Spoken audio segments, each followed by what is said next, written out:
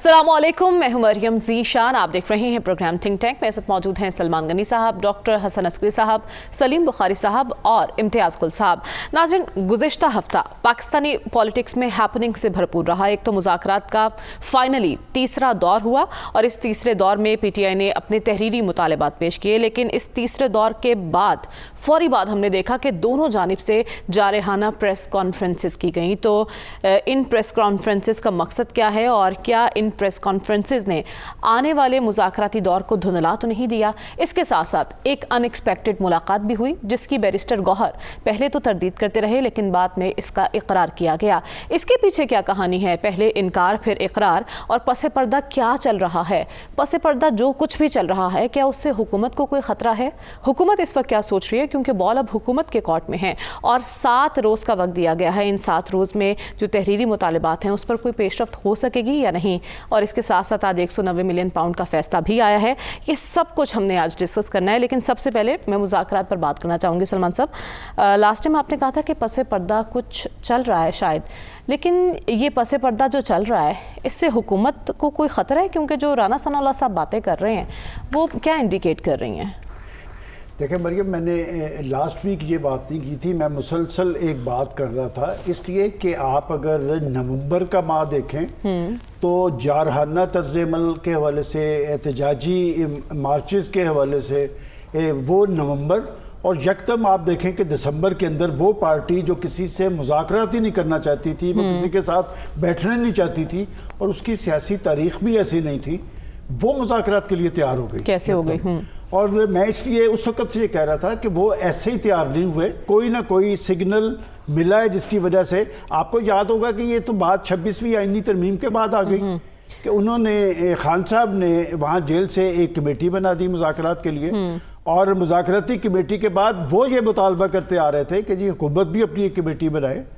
और फिर देखें, जो पॉलिटिकल गवर्नमेंट्स होती है या पॉलिटिकल पार्टीज़ होती है वो डायलॉग से नहीं भागती, और माजी के अंदर कौन भागता रहा, अब हुकूमत की परेशानी क्या है? लेकिन आपने कहा कि बड़ा वैलिड है। PTI को ग्रीन सिग्नल मिला कहीं ना कहीं से, वो ग्रीन सिग्नल हुकूमत को कहीं लाल सिग्नल तो नहीं दिखा रहा? नहीं, मेरा नहीं ख्याल। देखिए बात ये कि वो जो मैं ग्रीन सिग्नल की बात कर रहा था, तो दुनिया के अंदर कुछ तब्दीलियां हुई हैं, खासतौर पे अमेरिकन इलेक्शन के बाद। वहाँ पर असर और रसूख के हामिल पाकिस्तानी बहुत सरमाया खर्च कर रहे थे, और मेरे पास इस हवाले से इंफॉर्मेशन भी है कि वहाँ भी खर्च कर रहे थे और यहाँ के एहतजाजी मार्चों में भी उन्होंने बड़ा पैसा खर्च किया था।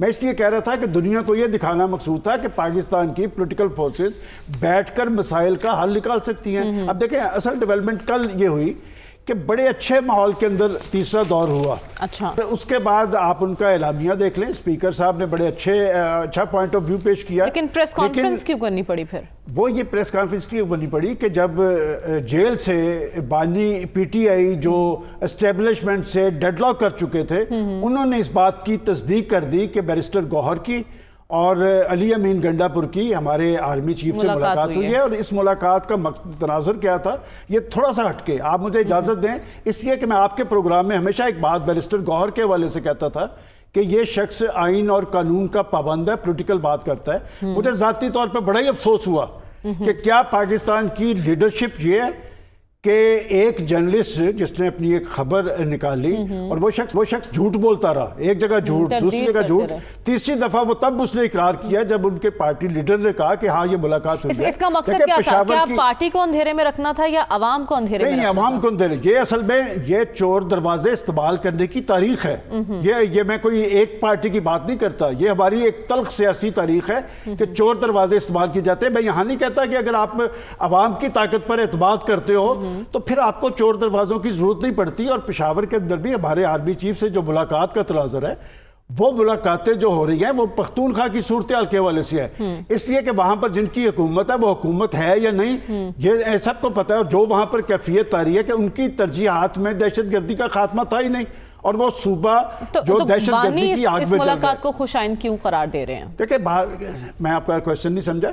عمران خان اس ملاقات کو خوش آئند ان کے لیے تو یہ ایک وہ کیا کہنا چاہیے بہت بڑی خوشخبری ہے. وہ تو خود تڑپتے رہے, وہ آپ کو یاد نہیں, آپ میں بھول گئی ہیں کہ ان کا رول وہ پاکستان کی پولیٹیکل فورسز سے نہیں, بات یہ کہ انہیں پتہ ہے کہ انہیں یقین ہے کہ راستہ وہیں سے نکلے گا. ان کا راستہ وہاں سے نکلا تھا, پوری قوم نے دیکھا, باقی پارٹیز آتی رہیں جاتی رہی گرتی رہی, تو بات یہ کہ ان کا راستہ خالصتاً وہاں سے نکلا تھا, اور اب بھی وہ وہی راستہ دیکھ رہے ہیں. جہاں تک مذاکراتی عمل کی بات ہے, یہ بات میں آپ کو بتاؤں کہ جی اس میں آپ دیکھیں کہ وہ مسلسل ایک ایک کر کے اپنا مطالبہ چھوڑتے چلے گئے. وہ سگنل کی بات میں اس لیے کہہ رہا ہوں کہ پہلے انہوں نے انتخابات کی بات چھوڑ دی, جو انہوں نے کہا تھا کہ انتخابات تو شفاف ہی نہیں تھے. پھر انہوں نے 26ویں آئینی ترمیم والا مسئلہ چھوڑ دیا. پھر انہوں نے عمران خان کی رہائی کا مطالبہ چھوڑ دیا. اس کا مطلب کوئی چیز پیچھے چل رہی تھی. انہیں کہا گیا تھا کہ تسی بیٹھے رہنا ہے اور یہی گل کرتے رہنا ہے, اور اب بھی آپ دیکھ لیں وہ یہی باتیں کرتے نظر آ رہے. ہاں البتہ رانا ثناء اللہ خان صاحب کی پریس کانفرنس کا جو حوالہ دیا ہے, رانا صاحب حکومتی پارٹی میں مذاکرات کے حامی تھے. وہ مذاکراتی عمل کا تسلسل چاہ رہے تھے. اور کل ہونے والی اس ڈیولپمنٹ کے بعد جو جیل کے اندر سے گفتگو ہوئی ہے, رانا صاحب اور عرفان صدیقی صاحب نے پریس کانفرنس کی ہے, اور رانا صاحب وہاں پر ڈومینیٹ کر رہے تھے. رانا صاحب نے وہ جواب جو 7 دن کے بعد دینا ہے انہوں نے کل ہی دے دیا. اور آپ کو یاد ہے میں یہاں پر مسلسل کہہ رہا تھا کہ یہ کمیشن نہیں بنیں گے. تو پھر 7 روز بعد کیا ہوگا؟ پھر مذاکرات 7 روز کے بعد وہ اس کا جواب دے دیں گے جو انہوں نے رانا صاحب نے کل دے دیا. انہوں نے کہا سارے معاملات اگر کمیشن نہیں بنتا تو مذاکرات ختم. بھائی یہ کمیشن کن کے ہیں, کن کے لیے ہیں, تو اس سے بھی ہٹ جائیں گے. لے میں آج آپ کو ایک نئی بات بتا دیتا ہوں کہ یہ پی ٹی آئی کمیشن سے بھی ہٹ جائے گی. یہ اصل میں جہاں جو چاہ رہے ہیں نا اس طرف چل پڑے ہیں, وہ سب کچھ بھول جائیں گے. انہیں پتہ ہے کہ وہاں سے سارا کچھ مل رہا ہے, اس لیے کہ سب کی اپنی اپنی تاریخ ہے.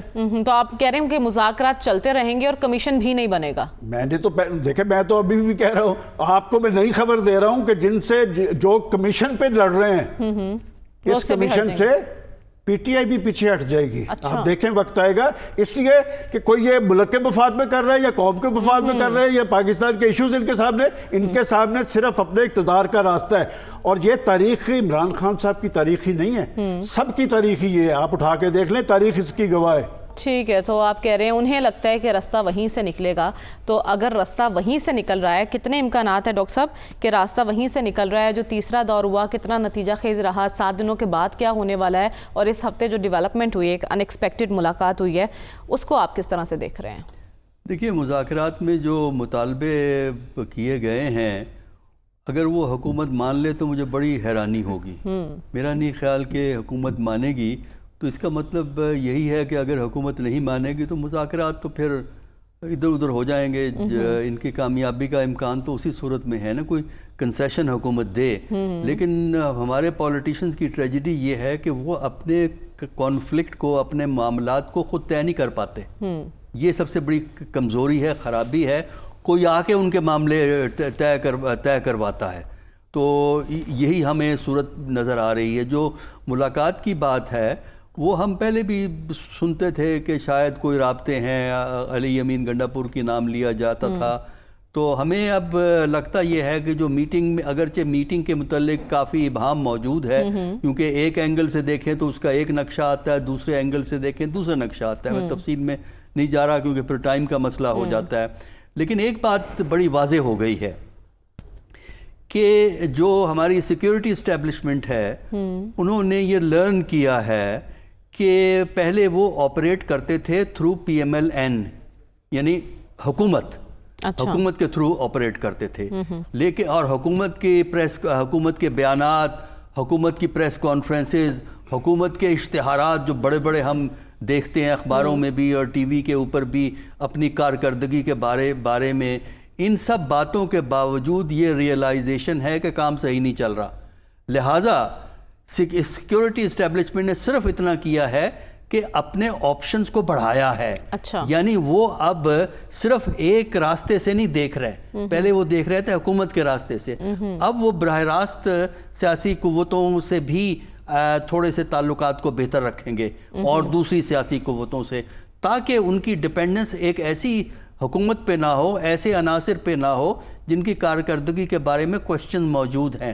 دوسرا یہ ہے کہ یہ اوپن کرنا اس لیے بھی ضروری ہے کہ میرے خیال میں پاکستان پہ خاص کر آج کے فیصلے کے بعد جو عدالت کا فیصلہ ہے، بین الاقوامی ڈپلومیٹک پریشر پاکستان پہ بڑھے گا۔ آج کے فیصلے میں ہم بات کریں گے، لیکن پہلے تو میں ملاقات سے متعلق آپ سے جاننا چاہتی ہوں، حکومت کے لیے پریشان ہونے کی ضرورت ہے اس ملاقات کے بعد؟ دیکھیے، حکومت کے لیے پریشان ہونے کی ضرورت وہ اس لیے ہے، جو میں نے آپ سے ابھی بات کی ہے، کہ سیکیورٹی اسٹیبلشمنٹ نے اپنے آپشنز کو بڑھایا ہے۔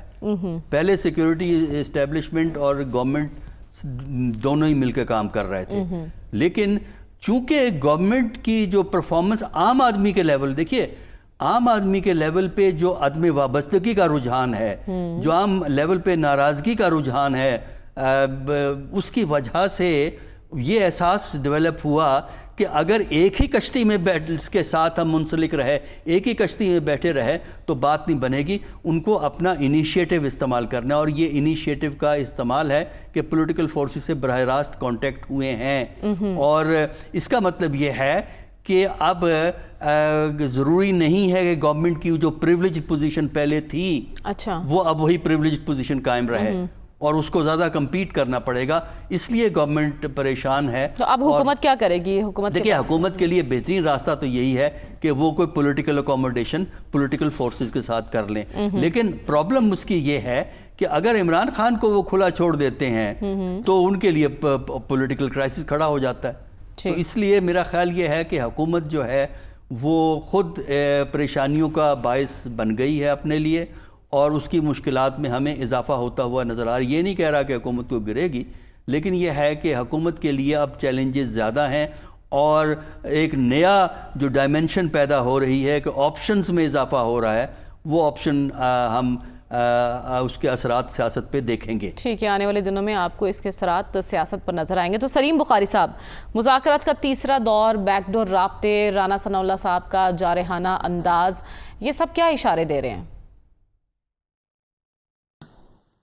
بہت شکریہ آپ کا، آپ نے اپنے پروگرام میں مجھے یاد کیا دوبارہ۔ دیکھیں، گزارش یہ ہے کہ جو کچھ ہو رہا ہے وہ اس میں سے کچھ بھی پوشیدہ نہیں ہے۔ اس ملاقات کے حوالے سے جو پشاور میں ہوئی، سیکورٹی کے حوالے سے جو میٹنگ تھی وہاں پر، جس کی اتنی ہائپ کریٹ کی جا رہی ہے کہ وہ جن سے جنگ تھی ان کا ایک حوالے سے ملاقات کر لینا بھی بہت بڑی فتح قرار دی جا رہی ہے۔ مجھے تو اس کی سمجھ نہیں آتی، اس کا نہ کوئی علاج ہے میرے پاس۔ دوسری بات یہ ہے کہ فوری طور پر شٹ اپ کال دینا بالکل مناسب سمجھا گیا۔ جو ہی بات شروع کی انہوں نے سیاست کی طرف، تو گوہر صاحب کو بتا دیا گیا کہ یہ فورم نہیں ہے، اس کو کوئی ہائی لائٹ نہیں کر رہا۔ ان سے کہا گیا کہ سیاسی بات کرنی ہے تو وہ سیاسی حکومت سے کریں، یہاں تو سیکورٹی کی بات ہوگی۔ ایک دوسری بات یہ ہے کہ یعنی اس کے بارے میں عجیب و غریب بات یہ ہے کہ گوہر صاحب جن کی ملاقات ہوئی، وہ پریس کانفرنس میں بتا رہے ہیں کہ جو میری ملاقات ہوئی تھی آرمی چیف سے، اس کی تصدیق بانی پی ٹی آئی نے کر دی ہے۔ یہ کیا لوگ ہیں؟ یہ کون لوگ ہیں؟ مجھے اس کی ذرا وضاحت کوئی دے گا کہ ایک شخص جو خود ملا ہے وہ کہہ رہا ہے کہ میری ملاقات کی تصدیق جو ہے وہ بانی پی ٹی آئی نے جیل میں بیٹھ کے کر دی ہے۔ تو بہرحال جیسے بھی وہ مطلب نکالنا چاہیں اس کے، وہ نکال سکتے ہیں۔ لیکن ایک اور پوائنٹ بھی ہے بخاری صاحب کہ ایک طرف ہم نے دیکھا گزشتہ ہفتے سوشل میڈیا اکاؤنٹ تھا بانی پی ٹی آئی کا، وہاں براہ راست تنقید کی گئی، اور اب انہی شخصیت سے جب ملاقات کی تو اس کو خوش آئند قرار دیا جا رہا ہے اور شادیانے بجا رہی ہے پی ٹی آئی۔ یہ کیا مائنڈ سیٹ ہے؟ میں نے کہا ہے نا کہ اس مائنڈ سیٹ کا کوئی علاج اس لیے نہیں ہے کہ ایک تو اس پارٹی کے سپوکس پرسن نہیں گنے جا سکتے کہ کتنے ہیں، کون لیجیٹیمیٹ سپوکس پرسن ہے اور کون نہیں ہے۔ ایک تیسرا ایلیمنٹ بھی اس میں ہے، وہ سوشل میڈیا کے جتنے بھی ہینڈلرز ہیں وہ بھی پارٹی کے سپوکس پرسن ہیں۔ اس پی ٹی آئی کے بانی کی اس کنٹروورشل ٹویٹ کے بعد کس طریقے سے اس کو گایا گیا تھا سوشل میڈیا کے اوپر، وہ بھی ہمیں یاد رکھنا چاہیے۔ دوسری بات یہ ہے کہ اگر یہ ملاقات اسی نوعیت کی ہوتی جس طرح کا رنگ دیا جا رہا ہے اس کو، تو وہ پھر پشاور میں بیٹھ کے اعلان میٹنگیں نہیں ہوتی۔ وہ میٹنگیں پوشیدہ ہوتی ہیں، خفیہ ہوتی ہیں، خفیہ مقام پر ہوتی ہیں، کبھی اس کے بارے میں گفتگو باہر نہیں نکلتی ہے۔ تو اب ہمیں نئے سبق سیکھنے پڑ رہے ہیں کہ جناب ایک بڑی یعنی اسٹیبلشمنٹ سے، اور وہ بھی ملٹری اسٹیبلشمنٹ سے گفتگو ہو گئی، اور اس کے لیے چوک میں بیٹھ کے انہوں نے۔ تو آپ کو لگتا ہے ابھی حکومت کی باسکٹ میں ہی ہے سب کچھ دینے کے لیے؟ دیکھیے، میں آپ کو عرض کروں، اگر تو اس مذاکرات کو مذاکرات کے طور پر لیا جائے گا تب تو اس میں سے شاید کوئی نتیجہ نکل سکتا ہے، اگر نکلنا ہے تو۔ لیکن اس کو بھی جس طریقے سے پروجیکٹ کیا جا رہا ہے، عمر ایوب صاحب لکھ کر جو مطالبات دیتے ہیں اس میں کہیں بانی پی ٹی آئی کی رہائی نہیں ہے۔ حامد رضا صاحب ایک پریس کانفرنس کر کے کہتے ہیں اسیران سے تو مراد ہی صرف بانی پی ٹی آئی ہیں۔ وہ میں کس کا اعتبار کروں، کس کی بات میں مانوں؟ تو یہ اس قسم کا جو ڈیلیما ہے یہ ہمارے سامنے ہے۔ دوسری بات یہ ہے کہ اگر تو معاملات طے کرنے ہیں اور طے کرنا چاہتے ہیں تو پھر ان کو اسی سیاسی راستے کو اختیار کرنا پڑے گا جس کو کل تک یہ چور ڈاکو اور کہتے تھے ان سے بات کرنے سے بہتر ہے خودکشی کر لوں، انہی کے ساتھ بیٹھے ہوئے ہیں اب۔ تو مطلب کہنے کیا ہے کہ جو بات آپ کو سوٹ کر جائے وہ ٹھیک ہے۔ اب اگر آپ چاہیں تو میں کامنٹ کر دیتا ہوں جو آج کا فیصلہ ہے یا اپنے اگلے سوال کا انتظار کرتا ہوں۔ میں اس پر آپ سے آگے جانوں گی، لیکن میں آپ سے جاننا چاہتی ہوں کہ پی ٹی آئی کی امیدیں پس پردہ ہی ہیں یا پھر حکومت سے امیدیں وابستہ کی ہوئی انہوں نے؟ دیکھیے، امیدیں وابستہ کرنے پر ایک تو کوئی قدغن نہیں ہے، کوئی پابندی نہیں ہے۔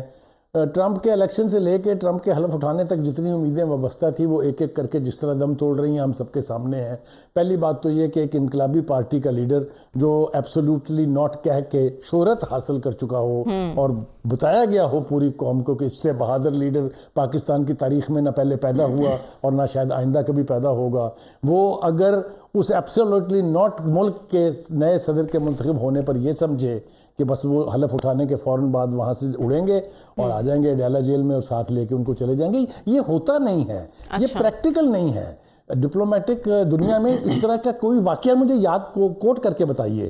تو امیدیں باندھ لینے سے تو پر تو کوئی پابندی نہیں ہے۔ یہی حال پہلے اس جج سے بھی تھا اگر آپ کو یاد ہو، اور یہی حال اس مذاکرات سے بھی ہے۔ اب دیکھتے ہیں کہ یہ اونٹ کس کروٹ بیٹھتا ہے، دیکھنا ہے یہ اونٹ کس کروٹ بیٹھے گا۔ لیکن امتیاز گل صاحب، میں آپ سے جاننا چاہتی ہوں یہ جو اہم ملاقات ہوئی ہے جس کی تردید بھی کر دی گئی ہے سیکیورٹی ذرائع کی جانب سے بھی کہ اس میں سیاسی بات چیت سے منع فرما دیا گیا تھا فوراً، لیکن پی ٹی آئی اس کو کوئی اور رنگ دے رہی ہے۔ اس کے بعد اسلام آباد میں ہواؤں کی سمت کا تعین کرنا کتنا آسان ہے، کتنا مشکل ہے، اور مذاکرات کا اونٹ کس کروٹ بیٹھتا دکھائی دے رہا آپ کو؟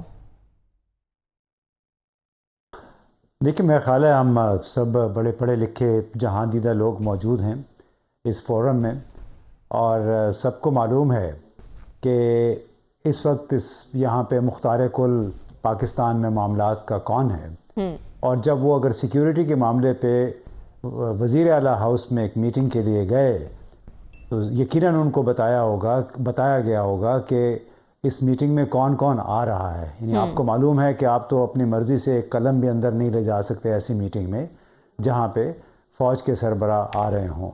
وہاں پہ پی ٹی آئی کا چیئرمین جو کہ صوبے کے حوالے سے غیر متعلقہ ہے، اس کی موجودگی کیسے برداشت کی جا سکتی تھی، اس کی اجازت کیسے دی جا سکتی تھی؟ میں تو یہ سادہ سا ایک سوال پوچھ رہا ہوں کہ ہمیں جس طرح گزشتہ روز یہ وضاحتیں پیش کی گئیں اور اسی کے اوپر پھر بہت سارے ٹکر چلے اور ہمارے بہت سارے دوست اس کے حوالے سے باتیں کرتے رہے کہ اس کی تردید ہو گئی، تو میرا سوال یہ ہے کہ بھئی آپ کی ملاقات ہوئی ہے باقاعدہ ایک منصوبے کے تحت، اس میں بات چیت ہوئی ہوگی، ہو سکتا ہے جو اسکرپٹ تھا اس سے ڈیویشن ہو گئی ہو، تھوڑا انحراف ہو گیا ہو کہ آپ نے باہر جا کے یہ بات نہیں کرنی ہے، لیکن علی امین گنڈاپور اور ان کی وہاں پہ ملاقات ہوئی ہے، یہ جو بتایا گیا ہے اس میں وضاحت دینے کی ضرورت نہیں تھی۔ اس ملاقات کے بعد پی ٹی آئی کی مشکلات کم ہونے کے کتنے امکانات ہیں؟ اس ملاقات کو آپ مذاکرات سے جوڑ سکتے ہیں کہ اس سے مذاکرات بھی خوش اسلوبی کے ساتھ آگے بڑھیں گے؟ دیکھیے، مذاکرات تو ایک ڈرامہ ہمارے سامنے چل رہا ہے اسٹیج کے اوپر، اسٹیج کے پیچھے جس کو آپ نے ابھی لفظ استعمال کیا تھا پس پردہ، بہت ساری چیزیں ہو رہی ہیں، اور یہ جو ملاقات ہوئی ہے یہ بھی اسی سلسلے کی ایک کڑی تھی۔ اور یہ فیکٹ کہ بیرسٹر گوہر خیبر پختونخوا میں ہونے والی سیکیورٹی میٹنگ میں موجود تھے اور اس میں ہماری فوج کے سپہ سالار اعلیٰ بھی موجود تھے، بذات خود اس امر کی طرف ایک اشارہ ہے کہ معاملات کچھ شاید بہتر سمت میں جا رہے ہیں۔ جس طرح اعجاز چودھری کا سینٹ میں پروڈکشن کا آرڈر بھی جاری کیا گیا، تو اس طرح کچھ اقدامات ہیں جس سے یہ لگتا ہے کہ کچھ نہ کچھ پس پردہ ہو رہا ہے۔ تو حکومت کیا سوچ رہی ہے اس پر؟ ان کے لیے کوئی پریشانی والی بات ہے اس میں امتیاز گل صاحب؟ किन के लिए जी? हुकूमत के लिए। हुकूमत के लिए तो जाहिर है, मुझे तो किसी ने कहा कि बस ये बड़े पैनिक में हैं, इसलिए कि इनका ये ख्याल है कि 20 जनवरी को डोनाल्ड ट्रंप ने उठाना है, हल्फ उठाना है। उससे पहले खुसूसी नुमाइंदे ज़ल्मे खलीलज़ाद ने, आपको मालूम है, एक ट्वीट कर दिया, उसमें पाकिस्तान की हुकूमत को मशवरा दिया कि आप लॉबिंग पे पैसे सर्फ करने की बजाय अमेरिका में 20 जनवरी से पहले PTI और इमरान खान के साथ कोई मामला तय कर लें। यही आपके मफाद में है। अब मुझे नहीं मालूम कि इस बात की बुनियाद क्या है, लेकिन एक साबिक खुसूसी नुमाइंदा जो कि बहुत करीब है डोनाल्ड ट्रंप के, उसकी तरफ से ये बात आना काफ़ी बानीखेज़ है। और इसके अलावा कई पाकिस्तानी अमेरिकन जो हैं, उन्होंने भी कहा कि हम तकरीबन अपना मिशन हासिल कर चुके हैं, उसके करीब पहुंच चुके हैं, तो बस 2-3 दिन और इंतज़ार कीजिए। फिर 22 जनवरी को आपको मालूम है कांग्रेस में पाकिस्तान के हवाले से 26 नवंबर के हवाले से हेयरिंग भी हो रही है, और बरतानिया में तो कल हो गई थी वो हेयरिंग। लेकिन ये तमाम जो आसार हैं कोई मौजूदा हुकूमत के लिए कोई अच्छा शगुन नहीं है। अच्छा, तो आपको मौजूदा हुकूमत पैनिक और परेशान दिखाई दे रही है, लेकिन 190 मिलियन पाउंड का जो फैसला आया है वो तो PTI की है और इसकी वो मजम्मत भी कर रहे हैं, जबकि हुकूमत इस पर खुशी से शादियाने बजा रही है और कह रही है कि आज इंसाफ का बोलबाला हुआ है। तो इस केस के फैसले के बाद बानी PTI के सियासी मुस्तकबिल की हम बात करेंगे और मुज़ाकरात पर ये फैसला असरअंदाज तो नहीं होगा, ये जानने की कोशिश करेंगे इस ब्रेक के बाद। Stay with us.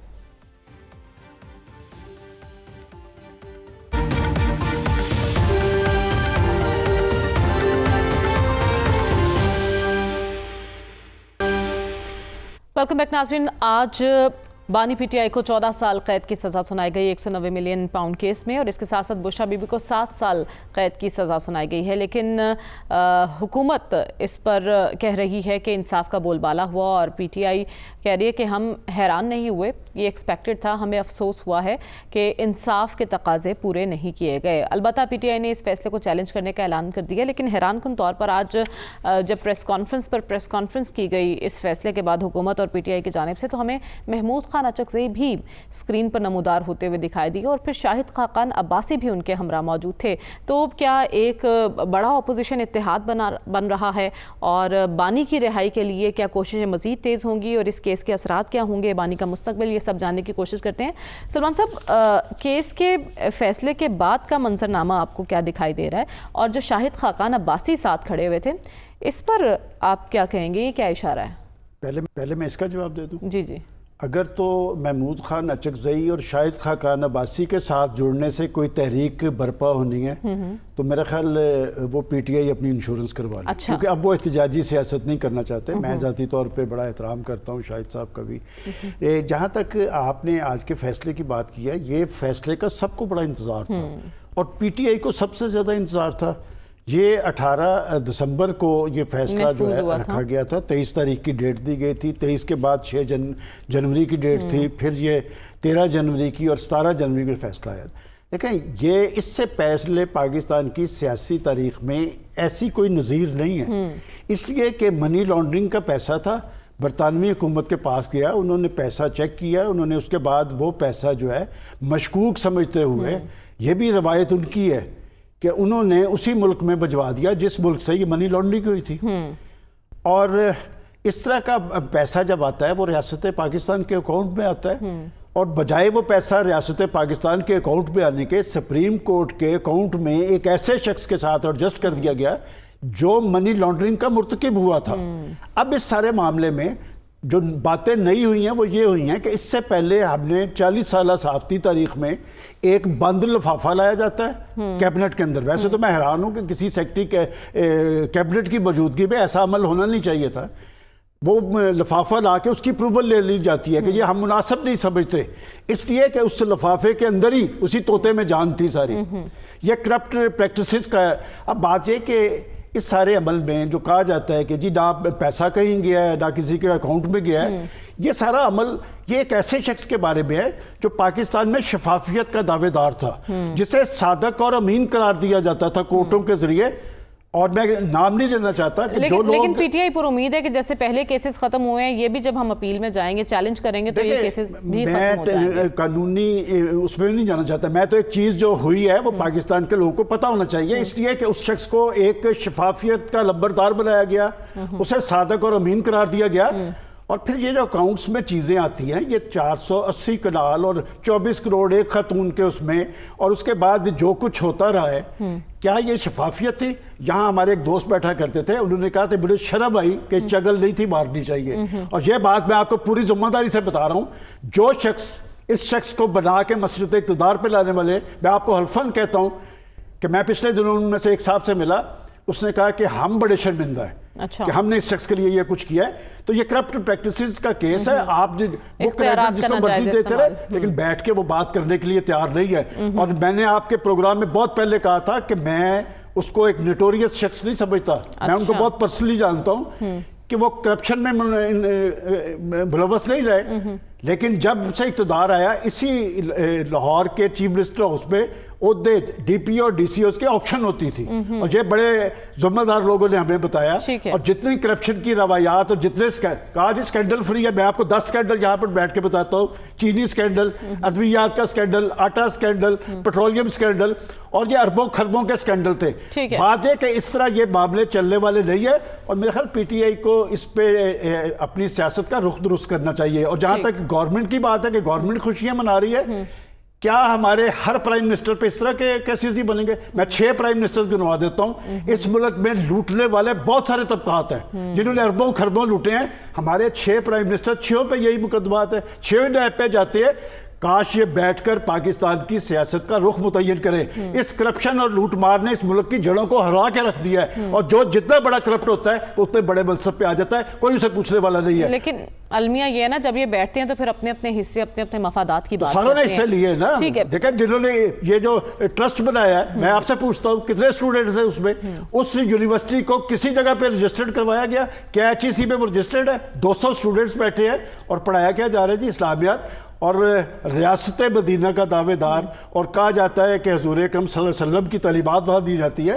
میرا خیال اس طرح کے معاملات کو مذہب سے ذرا ہٹ کے رکھنا چاہیے. ٹھیک ہے ڈاکٹر صاحب, 14 سال کی سزا, بانی پی ٹی آئی کا سیاسی مستقبل تاریخ تو نہیں دکھائی دے رہا, یا پھر امید ہے کہ جب چیلنج کریں گے تو پھر راہیں اور کھل جائیں گی؟ دیکھیں یہ جو ججمنٹ تھا یہ ایکسپیکٹڈ تھا, اور جو ہماری جو جونیئر کورٹس ہوتی ہیں وہ عام طور پہ میکسیمم سزاؤں تک دیتی ہیں, یہ ایک جنرل پیٹرن ہے ان کا. تو اب یہ کہ ہائی کورٹ میں یہ کیس جائے گا, اس میں 2 پلی ہوں گی نا. ایک تو امیجیٹ ہوگی, امیجیٹ پلی جو ہوگی کہ اس سزا کو سسپینڈ کیا جائے, وہ کورٹ فیصلہ کرے گی.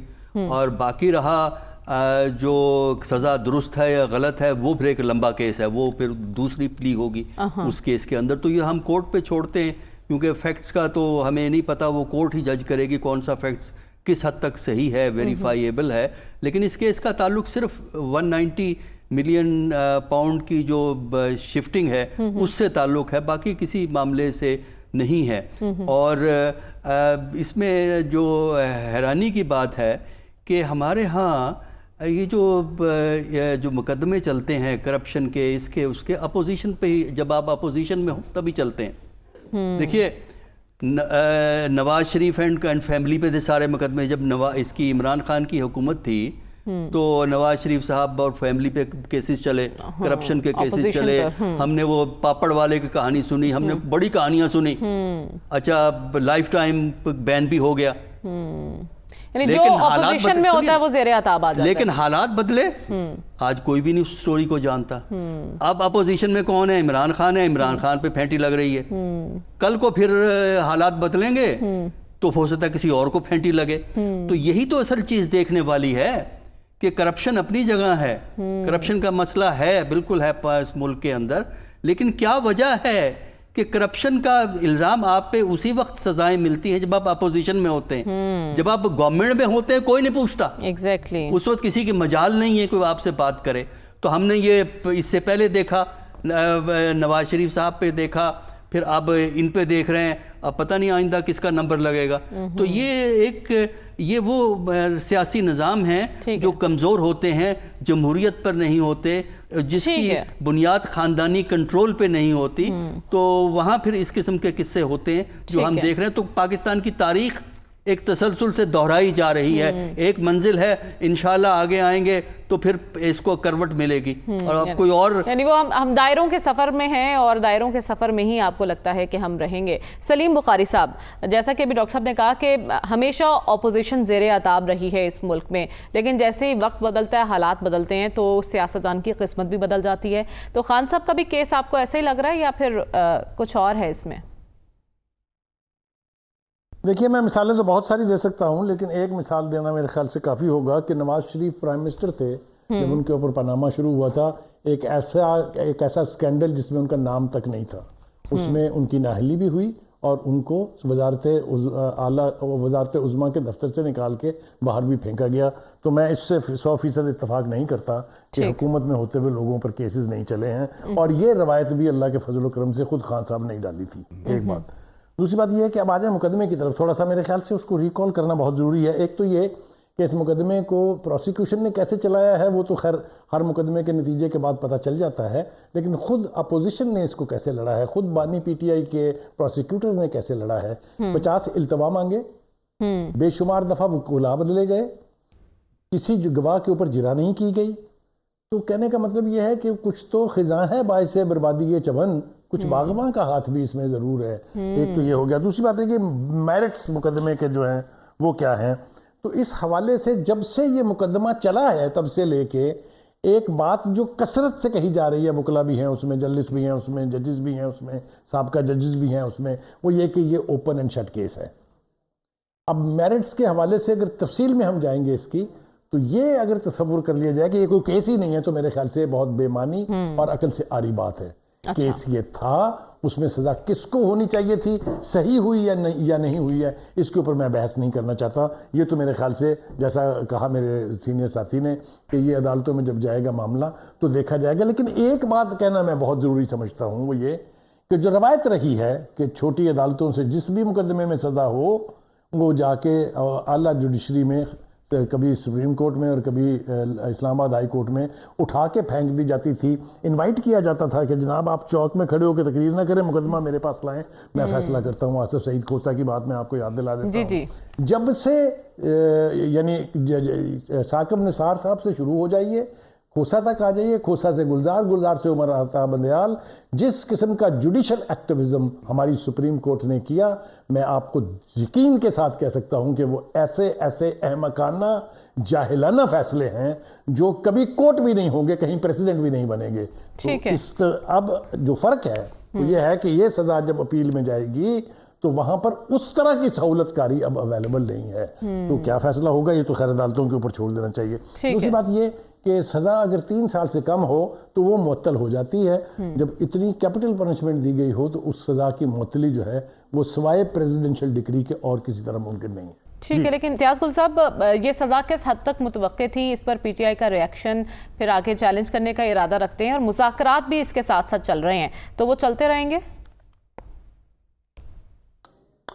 دیکھو، تو میرے خیال انہوں نے پہلے کہہ دیا تھا کہ کیس کا فیصلہ جو بھی ہو اس کا مذاکراتی عمل پہ کوئی اثر نہیں پڑے گا. اس حوالے سے میرے 2-3 بنیادی سے سوال ہیں، اور وہ یہ کہ کیا اس کیس میں دستاویزی ثبوت کے ذریعے القادر ٹرسٹ کو ملنے والی زمین اور سپریم کورٹ کے اکاؤنٹ میں جو 190 ملین پاؤنڈ ٹرانسفر کیے گئے اس کا کوئی تعلق ثابت ہوا ہے دستاویزی طور پہ؟ اس کی کوئی ٹریل ملی ہے کہ دونوں ایک دوسرے کے ساتھ کنیکٹڈ ہیں؟ اور اگر القادر ٹرسٹ کو مان لیتے ہیں کہ وہ غیر اخلاقی کام ہوا ہے، 450 یا 480 کنال کی زمین ملی ہے، تو کیا دنیا میں کہیں ایسا ہوا ہے کہ اخلاقی جرم کی سزا فوجداری قانون کے ذریعے کسی کو دی گئی ہو؟ اور پھر یہ معاملہ تھا نیشنل کرائم ایجنسی UK کی درخواست پہ یہ معاملہ کانفیڈینشیل رکھا گیا اور پاکستان کی حکومت سے کہا گیا کہ اس کو آپ پبلک نہیں کریں گے، بس سپریم کورٹ میں ہم پیسے بھیج رہے ہیں. تو اس میں تو ان کا بھی کوئی بھرم رکھنا تھا.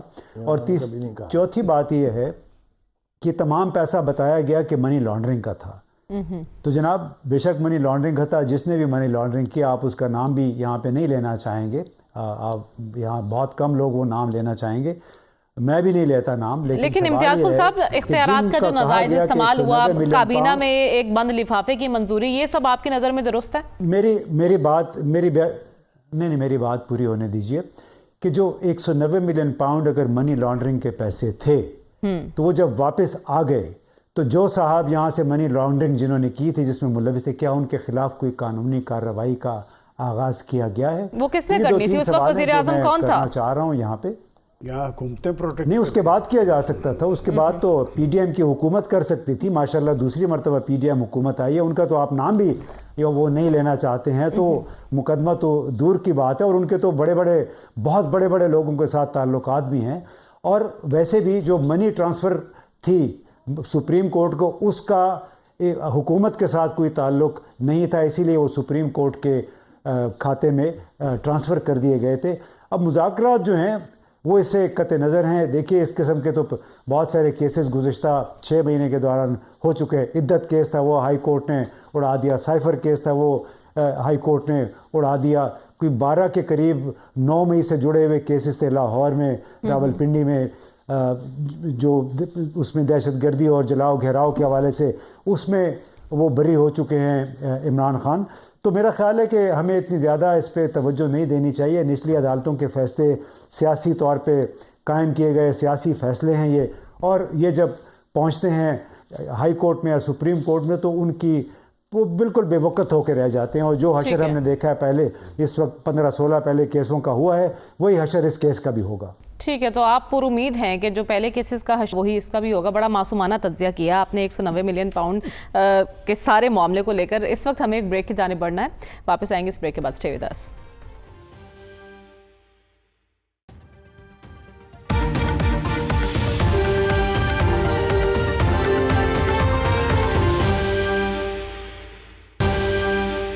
ویلکم بیک ناظرین۔ سیاست تو ممکنات کا نام ہے۔ سلمان صاحب، آج جو زیر خطاب ہیں وہ کل برسر اقتدار تھے، لیکن اب جو کچھ سیاسی حالات و واقعات اور ملاقاتیں آپ دیکھ رہے ہیں، اس سے کیا امید رکھی جا سکتی ہے؟ کسی بڑے بریک تھرو کا امکان ہے؟ دیکھیں بڑے بریک تھرو کا انحصار پولیٹیکل لیڈرشپ کے طرز عمل پہ ہے۔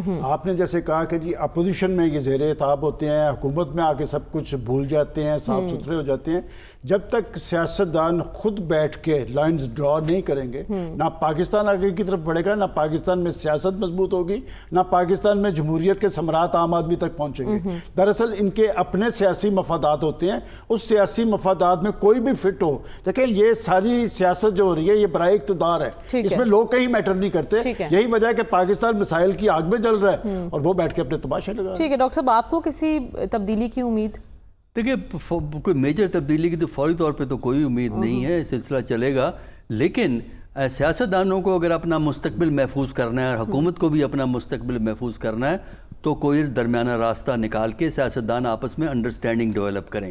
اگر یہ انڈرسٹینڈنگ ڈیولپ نہیں کریں گے اور لڑتے رہیں گے، ایک دوسرے کے سیاسی خون کے پیاسے رہیں گے، تو پھر مستقبل انہی سیاستدانوں کا مشکوک ہے اور انیشیٹو کہیں اور ہوگا۔ ٹھیک ہے، سلیم بخاری صاحب، آپ کو کیا لگتا ہے کسی بڑی سیاسی پیش رفت کی امید ہے آپ کو؟ دیکھیے میرے خیال سے جو اسکی صاحب نے کہا ہے اس میں کوئی کچھ اضافہ کیا ہی نہیں جا سکتا، وہ بالکل انہوں نے مختصراً پوری بات کو سم اپ کر دیا ہے۔ سیاستدانوں کو اپنے راستے متعین کرنے ہوں گے، اگر وہ the power that be کے راستوں پر چلتے رہیں گے تو نتیجے اس سے بھی زیادہ خوفناک ہوں گے۔ ہم نے ماضی میں دیکھا۔ تو آپ کو لگتا ہے سیاستدانوں نے ماضی سے کچھ سیکھا ہے اور انہیں ادراک ہو گیا ہے زمینی حقائق کا؟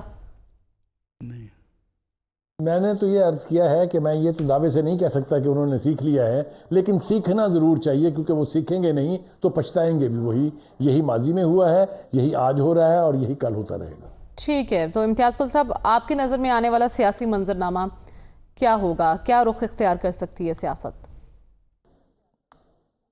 دیکھیے اگر تو تمام جو بڑے سٹیک ہولڈرز ہیں سیاسی اور فوجی، انہوں نے اس ملک کو ذاتی جاگیر کی بجائے عوام کا ملک اور اقتدار کو عوام کی امانت سمجھنا شروع کر دیا تو پھر پاکستان کے بہت سارے مسائل حل ہو سکتے ہیں۔ جب تک یہ رویہ تبدیل نہیں ہوگا، ملک کو جاگیر سمجھ کے اور عوام کو غلام سمجھ کے چلانا، اس وقت تک پاکستان یوں ہی مسائل کی دلدل میں پھنسا رہے گا۔ لیکن سیاسی لیڈرشپ کی اگر بات کریں تو آپ کو لگتا ہے وہ اپنے طرز عمل میں تبدیلی کے لیے تیار ہیں؟ یہ تو ان سے پوچھنا پڑے گا نا جی، ہم کون ہوتے ہیں؟ ہم تو عوام میں سے ہیں، ہم تو غلام ہیں، ہم تو رعایا میں شامل ہوتے ہیں۔ جو حکمران گھرانے ہیں ان سے پوچھنا چاہیے، جو اصل حکمران ہیں ان سے پوچھنا چاہیے کہ آیا وہ سیاسی پاکستان کو رویوں اسی میں آپ کو حالت کوئی تبدیلی دکھائی آگے دے رہی ہے؟ چلانا چاہتے ہیں؟ سوری بات اب میں نہیں سن سکا آپ کی۔ سیاسی رویوں میں تبدیلی آپ کو دکھائی دے رہی ہے؟ اللہ کرے جی، دعا تو میری یہی ہے بطور پاکستانی کہ ان کے سیاسی رویوں میں کوئی تبدیلی آئے، اور اگر تبدیلی آ گئی تو پاکستان کے 25 کروڑ عوام کی بڑی خوش قسمتی ہوگی۔ لیکن دیکھنا یہ تبدیلی ویسی تبدیلی نہ ہو جو ہم نے پہلے اچھی اور پازیٹیو تبدیلی ہونی چاہیے پاکستان کے لیے۔ پروگرام کا وقت ختم ہوا چاہتا ہے، ہمیں اجازت دیجیے، اللہ حافظ۔